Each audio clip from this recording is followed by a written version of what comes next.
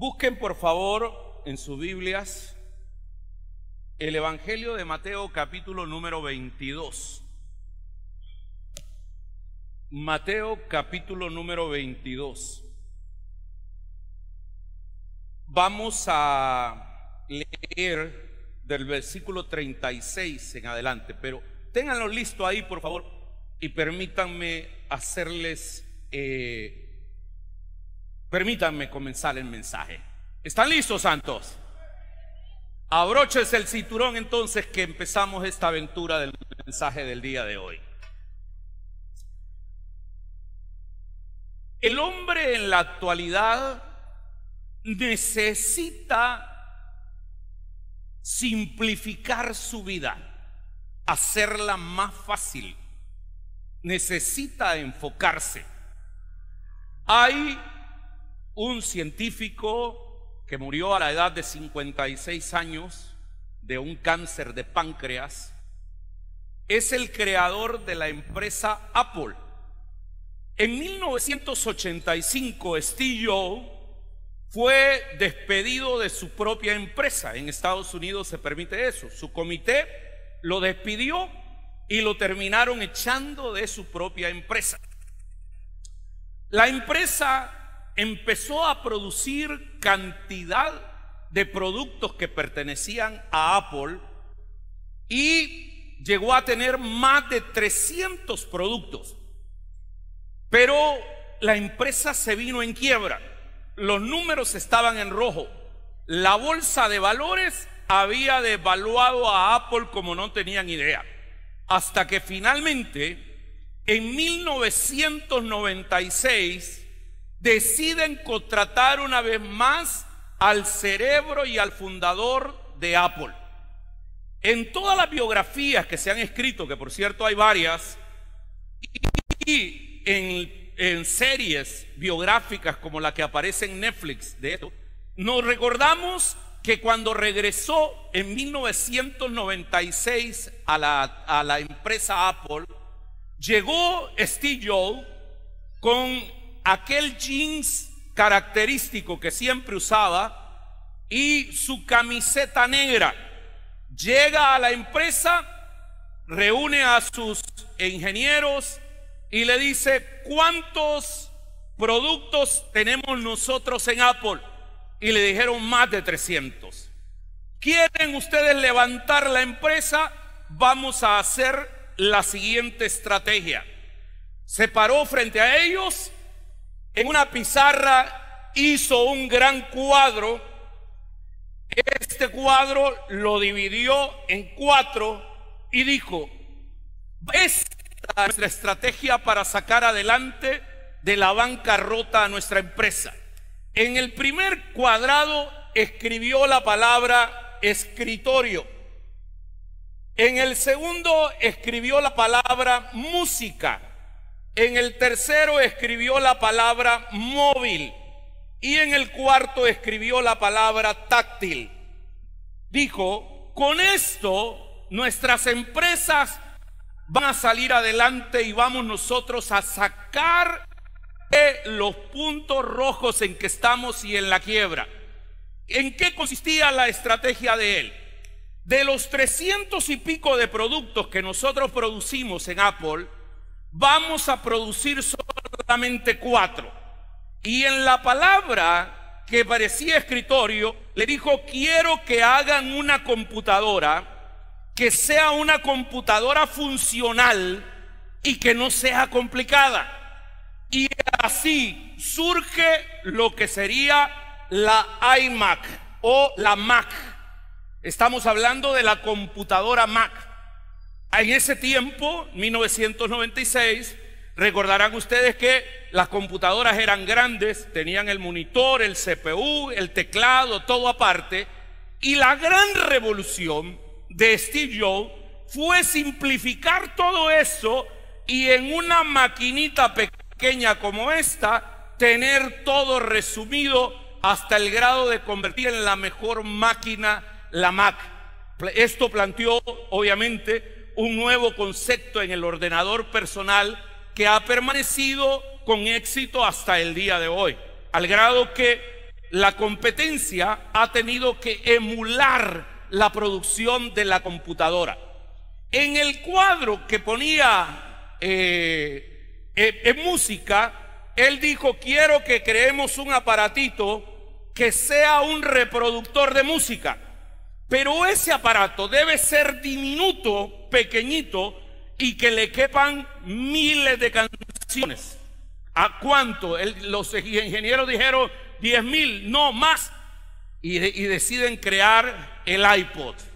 Aquí radica la gran revolución de Apple, lo que afectó de forma definitiva la industria de la música, la industria discográfica, y todo el mundo salía a correr, iba a los gimnasios con ese aparatito que era diminutivo. Cuando le presentaron a él el primer modelo, dijo: está muy grande, además tiene un botón de apagado y encendido, eso no lo debe llevar. Y los ingenieros le dijeron: ¿cómo que no debe llevar un botón de encendido y apagado? Sí, que con el movimiento se encienda y cuando ya deje de mover se apague.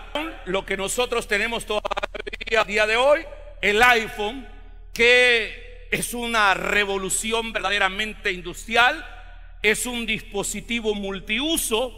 El iPhone dejó de ser un aparato en el cual solamente se mandan mensajes y se reciben mensajes o llamadas. Se convirtió en la oficina, se convirtió ¿cómo te diría?, en el Word, se convirtió en el aparato para escuchar música, el que podés llevar la ruta en Waze, en Google Maps y todo lo demás. El iPhone, entonces, lanzado en el año 2007, revolucionó el sector de los teléfonos celulares de manera radical.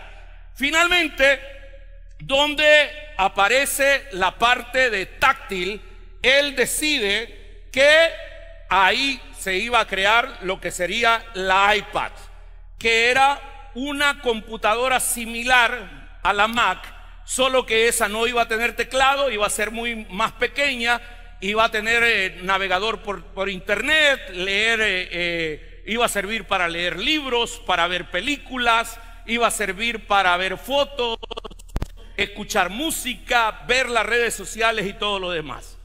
Mandó a sus ingenieros a trabajar y le hicieron los 4 productos, los únicos que vende Apple hasta el día de hoy, con una variante que ya lo explicaré.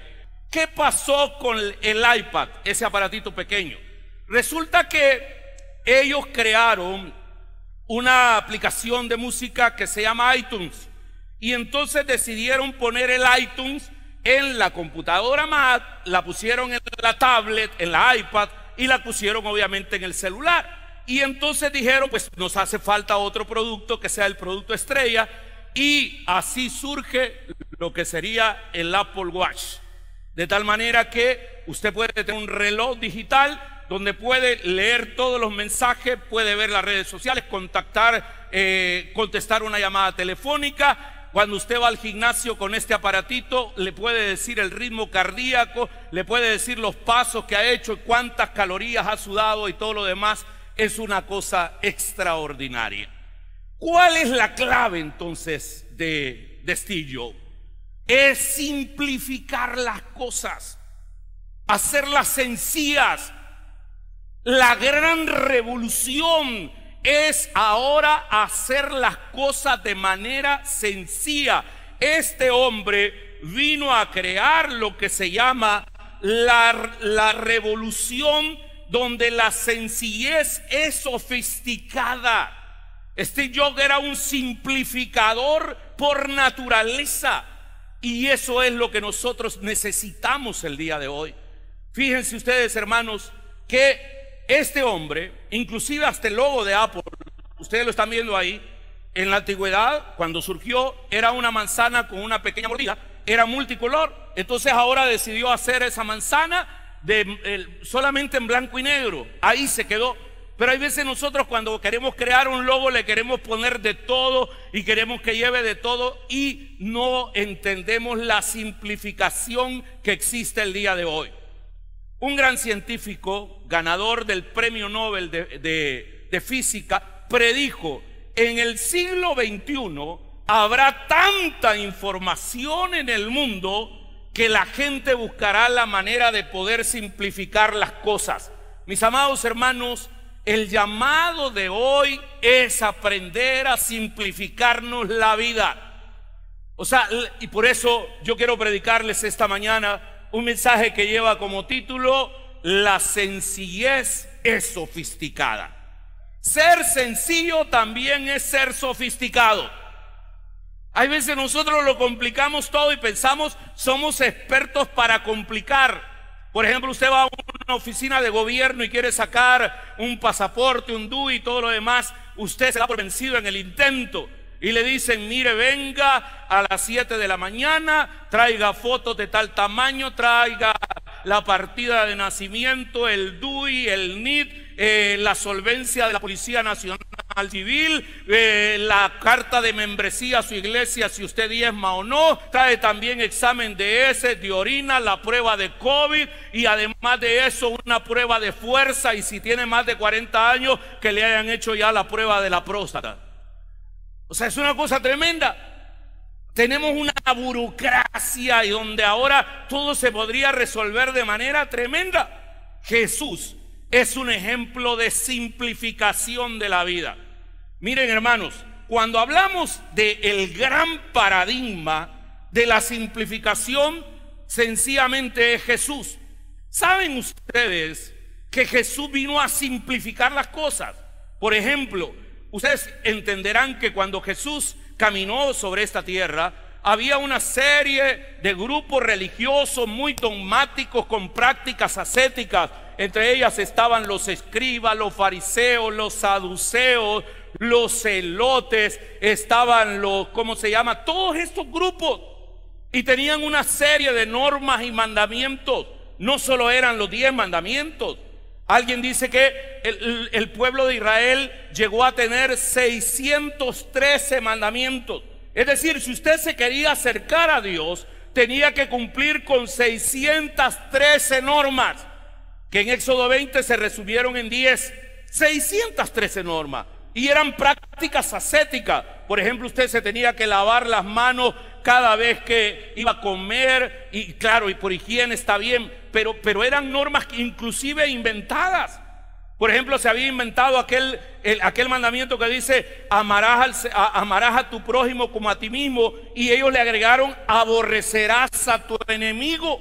Entonces Jesús vino a simplificar eso. En el Sermón del Monte encontramos en varias oportunidades que Jesús le dice: oíste que fue dicho en los antiguos, no matarás, pero yo digo que cualquiera será culpable de juicio, pero yo digo que cualquiera que se enoje contra su hermano ya peca. Otra vez le dice: oíste que fue dicho, la tradición, la manera de hacer las cosas, oíste que fue dicho, no cometerás adulterio, pero yo digo, cuando vean con deseo a una mujer ya cometieron adulterio. También oíste que fue dicho, cualquiera, etcétera. Jesús vino a simplificar las cosas. Y miren cómo las simplifica. Vayan a la palabra conmigo, por favor. ¿Tienen el texto, santos? Dice el versículo número 36. Se le acercó uno de los fariseos, uno de los hombres de la ley, y le pregunta al Señor para ponerlo a prueba: maestro, rabí, ¿cuál es el gran mandamiento de la ley? Él esperaba que le diera una respuesta, porque habían 613 normas, 613 mandamientos. Algunos dicen que surgieron porque alguien contó las palabras que tienen los 10 mandamientos y decidieron crear estas 613 normas. Entonces llega y le pregunta: ¿cuál es el mandamiento importante? Jesús le dijo, versículo 37, amarás al Señor tu Dios con todo tu corazón, con toda tu alma y con toda tu mente. Este es el primer y gran mandamiento. Y el segundo es semejante a este: amarás a tu prójimo como a ti mismo. De estos dos mandamientos depende toda la ley y todos los profetas. Aleluya. Mire si no es simplificar, mire si no es enfocar. Ya no son entonces los 613 normas y mandamientos. Jesús le dice: mire, todo se resume a esto: amarás al Señor tu Dios con toda tu mente, con toda tu alma y con todo tu corazón, y a tu prójimo como a ti mismo. Ahí está la ley y los profetas.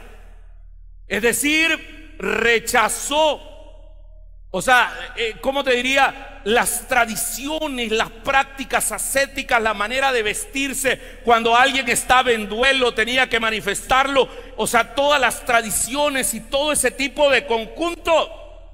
Ahora nosotros como iglesia también necesitamos simplificar de alguna manera. Necesitamos enfocar. La gente me pregunta: pastor, yo quiero pertenecer al TAI. ¿Cuáles son los requisitos y cuál es el proceso? Nada, venga y aplástese aquí. Siéntese aquí, ¿verdad? Pues sí, ¿cuál otro? No, es que en otras iglesias les piden el acta de bautismo, de matrimonio, una carta de recomendación del pastor, y ahí no piden eso. No. Jesús se acercó a aquel montón de gente donde multiplicó los panes y los peces y no les pidió la carta de bautismo ni la carta de esto. Vengan, hombre.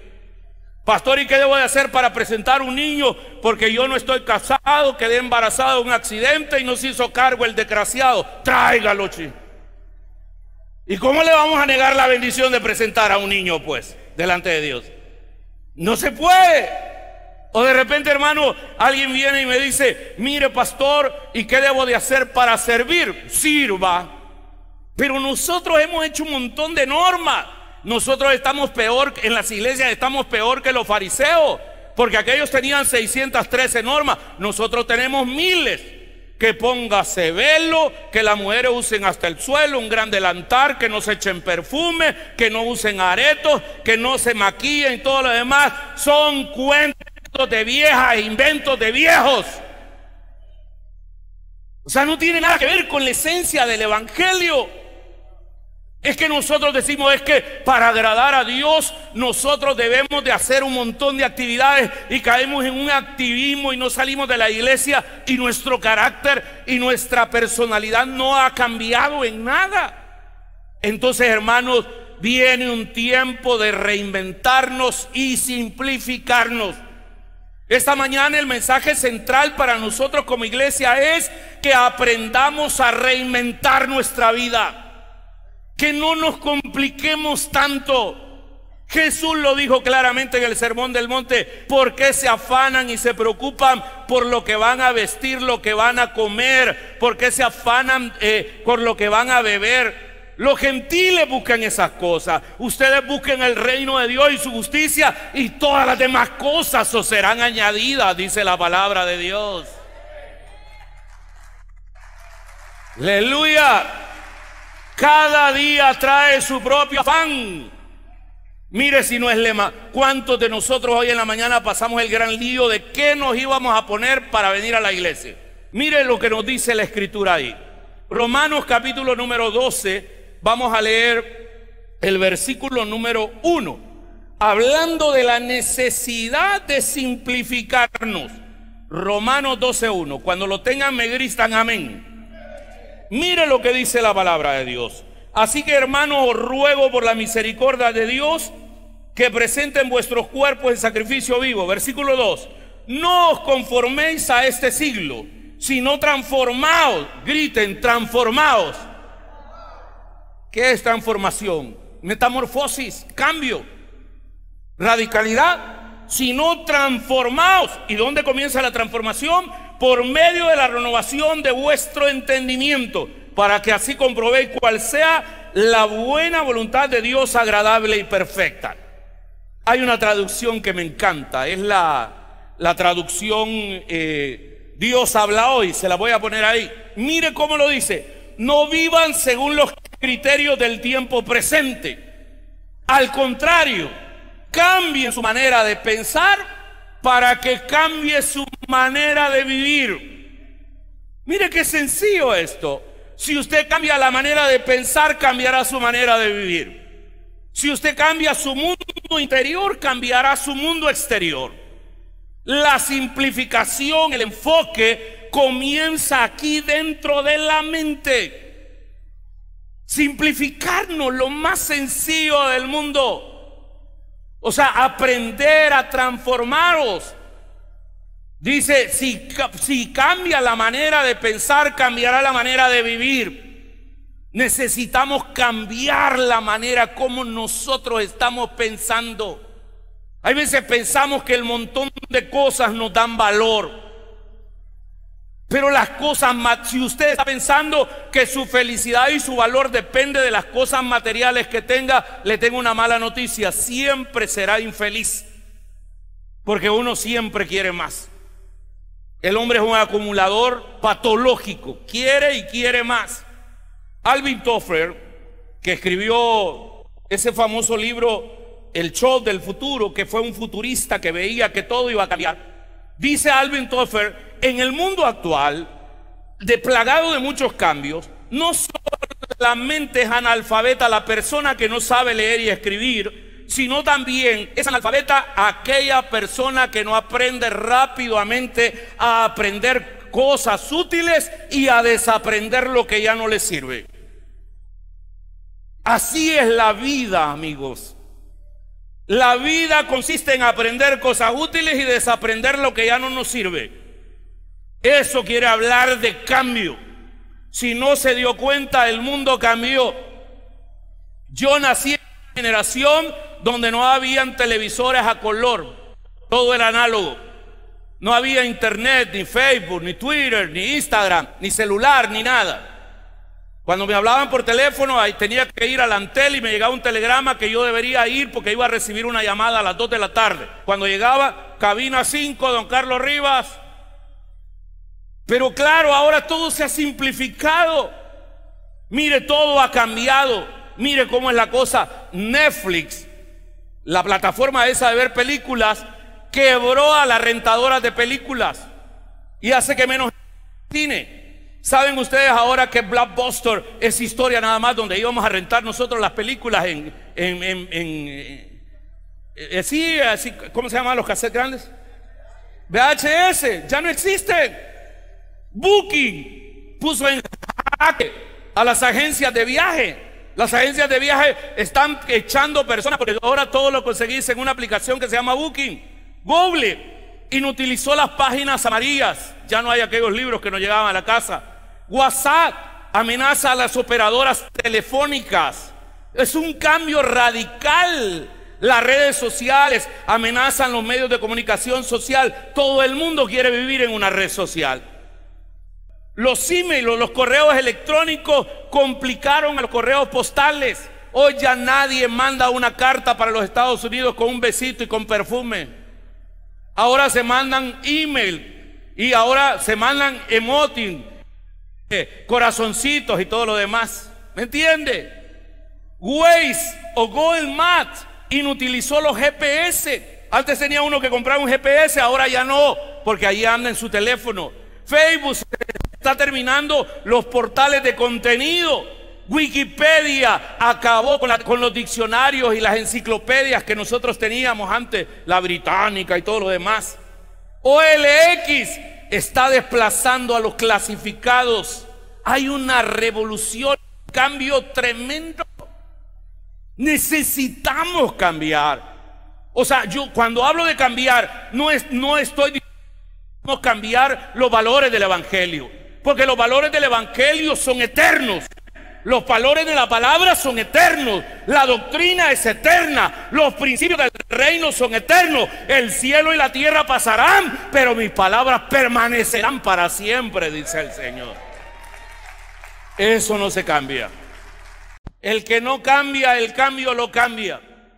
No nos encontramos en una época de cambio, sino ante un cambio de época. Y la única manera de cambiar es cambiando. Necesitamos simplificarnos la vida. Mire, el apóstol Pablo, ¿cree usted que no estaba tan simplificada la vida? Mire lo que le escribió a los Filipenses, capítulo 3, versículo 13. Hermanos míos, yo mismo no pretendo haberlo alcanzado ya, pero una cosa hago. Digan conmigo, una cosa hago. Grítenlo. ¿Cuántas cosas hacía? Una. Y nosotros debemos aprender también eso. ¿Cuál es una cosa hago? Olvidando ciertamente lo que queda atrás y extendiéndome lo que está por delante. Necesitamos simplificar la agenda. Aprenda a decir que no. Yo ya aprendí a decir que no. Antes me invitaban y en todo quería andar. Salía de la casa a las 5:30 de la mañana con traje y llegaba a las 10, 11 de la noche y no me di cuenta cuando mis hijos crecieron. Gracias a Dios que estuvo ahí siempre la mujer para cuidarlos, ¿verdad? Pero ella los llevaba a la escuela y todo lo demás. Los dejaba dormidos y los encontraba dormidos. ¿Por qué? Por ese activismo y esa vida frenética de andar en todo. La Escritura está llena de pasajes que nos invitan a ser agradecidos con Dios. Y yo quisiera terminar el mensaje esta mañana. Y lo voy a terminar poniendo una ilustración mía y otra ilustración que no es mía, pero que va a servir. Y es que, hermanos, se me ha dado tanto que no tengo tiempo de pensar en lo que se me ha negado. Ahora en la mañana tuve un recordatorio por el Espíritu. Esto no lo iba a decir ahora, pero hermanos lindos, me estaba cambiando para venir a predicar y me puse los calcetines y luego los zapatos. Y cuando veo estos zapatos tan cómodos que tengo, el Espíritu o la memoria me llevó a un evento. Quiero que entiendan que yo vengo de una familia extremadamente pobre. ¿Se imaginan una madre teniendo que sostener a 10 hijos? Ella estudió hasta 3er grado nada más. Era una cosa delicada. Por la guerra nos vinimos a vivir a una colonia aquí en la Santa Lucía que se llama la Santeduviges. Y ahí vivimos. Eran situaciones de pobreza extrema. Yo tenía unos 6 o 7 años. Y no teníamos dinero en la casa para la comida. Mi hermano, un hermano mayor que se llama Felipe Rivas, que ahora trabaja conmigo acá, yo le doy trabajo, me dijo: mira, Carlitos, vamos al cementerio de Ilopango. Hoy es 1 de noviembre y 2 de noviembre y ahí vamos a ganar unos centavos arreglando las tumbas y pintando las cruces y las tumbas. Y yo le dije: pero yo no puedo pintar, porque honestamente yo tengo una mecánica fina muy mala, pues. O sea, no es ese mi don, pues. Para decir que soy retrasado, pues es una manera elegante de decirlo. No tengo mecánica fina así buena. Nunca he servido para armar cosas. Por ejemplo, armar un rompecabezas para mí era difícil. Una vez logré armar uno y me tardé 7 años. Y después leí la caja y decía de 0 a 10 años. Ah, pues está bien, dije. No entendieron el chiste, pero bueno. Entonces, el punto es que vamos, queridos hermanos, y yo me pongo unos zapatos que tenía. Eran unos burros. Estaban tan desgastados, los había comprado en el centro de gangas de Soyapango. Tenían ya un hoyo y les ponía un cartón. Hermanos, cuando yo me paraba en un chicle, ya sabía el sabor que era. O sea, porque andaba el gran hoyo ahí. Y de repente, hermanos, vamos aquí y vinimos al mercado. Y yo haciendo el esfuerzo, estaba en esta posición, pintando una cruz. Y tenía los pies así, y estaba pintando la cruz. Y entonces ya se imaginarán lo que vieron las personas que estaban ahí atrás. Entonces se acerca una señora gordita, 7 años tenía, lo recuerdo ahora, y me dice: mira, papito, te voy a decir algo, espero que no te dé vergüenza. Sí, dígame. Fíjate que yo tengo un hijo que se fue para Estados Unidos y dejó unos zapatos que creo que te pueden quedar a ti. ¿No quisieras que te los diera? Ah, no se preocupe, es que estos los traje para trabajar. No, mentira mía. Entonces eran los únicos que tenía. Y entonces, hermanos, no me maqué la panza, papi. Entonces, el punto es que me dijo: vamos. Y llegamos a traer los zapatos. La señora vivía aquí en la colonia Las Palmas, a la salida de la Santa Lucía. Y hermanos, va sacando unos zapatos Reebok, medio botines. Cuando yo vi esos zapatos, vi el cielo santo. Si eso solo lo había visto que Michael Jordan y todo eso lo usaban. Y Me llevo los zapatos para la casa, los limpio, ni ponerme los quería. Y un día estaba en la catequesis para hacer la primera comunión. Llevé los zapatos. El catequista estaba hablando acerca de la gratitud a los niños y dijo: ¿alguno de ustedes tiene algo por qué agradecerle a Dios? Yo levanté la mano y le dije: sí, yo. ¿Por qué le quieres agradecer a Dios, Carlitos? Le quiero agradecer a Dios porque me dio un par de zapatos Reeboks. El catequista se bloqueó, porque para muchos quizás los zapatos nunca han sido un problema, pero para mí sí fue. Para ustedes quizás nunca fue un problema, pero para mí fue. Miren, hermanos, déjenme decirles algo. Una manera de simplificarnos la vida es que entender que el corazón agradecido evidencia una alma sana. Aprenda, hermano, a ser agradecido con Dios y con los demás, para que usted en un momento tenga puerta abierta. Hay personas tan mal agradecidas. En la pandemia 2021 salimos a dar víveres, hicimos las bolsas. Mucha gente nos agradeció y estaba contenta, pero había una gente que decía: ay, esta marca de leche no la uso. Otra gente que decía: no tienen leche de almendra o leche deslactosada. Y yo dije: qué barbaridad. Otra gente, hermanos, criticando lo que nosotros hacíamos.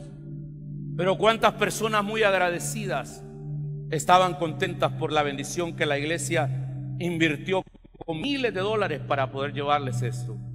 Una manera de simplificar la vida es ser agradecidos.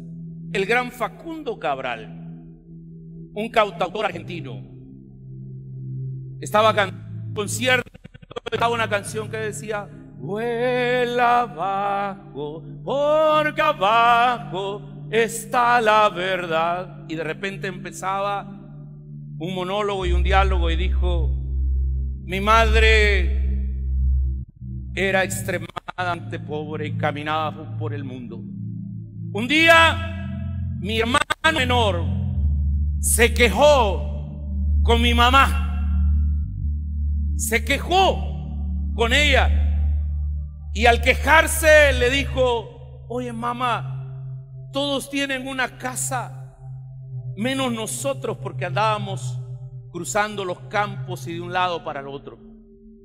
Y mi madre le dijo, dice Facundo Cabral: ellos son pobres porque tienen una sola casa, pero nosotros somos ricos porque el Señor nos dio un mundo para caminar. Así es que sigue caminándolo. Hermanos lindos, sigue diciendo Facundo Cabral. Ayer le contaba a una amiga en la televisión, que es periodista, que mi madre era muy responsable y agradecida. Ella hubiese querido levantarse para hacer su propio cajón donde la iban a enterrar. Nos hizo prometerle algo, cosa que puesto nosotros hicimos. Y es que cuando cerráramos el cajón, el ataúd donde estaba su cuerpo, escribiríamos con letras grandes en todo el cajón la palabra gracias. Le daba gracias a ese cuerpo que la llevó por el mundo y que la transportó. La que aún mi madre, comiendo de la basura en la calle, se arrodillaba para darle gracias a Dios por lo que le estaba dando. Amados, cuánto necesitamos agradecerle a Dios nosotros. Cuántas cosas. Hay veces somos expertos para quejarnos de lo que no tenemos, pero no reparamos en todas las bendiciones que ya Dios nos dio. Diógenes, una vez que pasaba por el mercado, dice que se reía, le causaba gracia y al mismo tiempo lo hacía muy feliz, porque se daba cuenta de cuántas cosas habían en el mercado que él no necesitaba. Yo no sé si usted ha ido a caminar por un centro comercial y usted le da gracias a Dios y dice: nada de lo que hay aquí necesito, porque tengo lo necesario. Eso quiere decir, hermanos, que rico no es el que más tiene, sino el que menos necesita. Rico no es el que más tiene, sino el que menos necesita. Es decir, que no nos complicamos con el conquistador que por cuidar lo conquistado se vuelve esclavo de lo que conquistó. Es decir, fregando se fregó. No. Francisco de Asís tenía una frase para la felicidad muy linda y dice: deseo poco y lo poco que deseo, lo deseo poco. Deseo poco y lo poco que deseo, lo deseo muy poco. Ojalá nosotros aprendiéramos a ser agradecidos, a simplificarnos la vida y a vivir buscando el reino de Dios y su justicia, porque todas las demás cosas os serán añadidas. Vamos, dale fuerte el aplauso al Señor.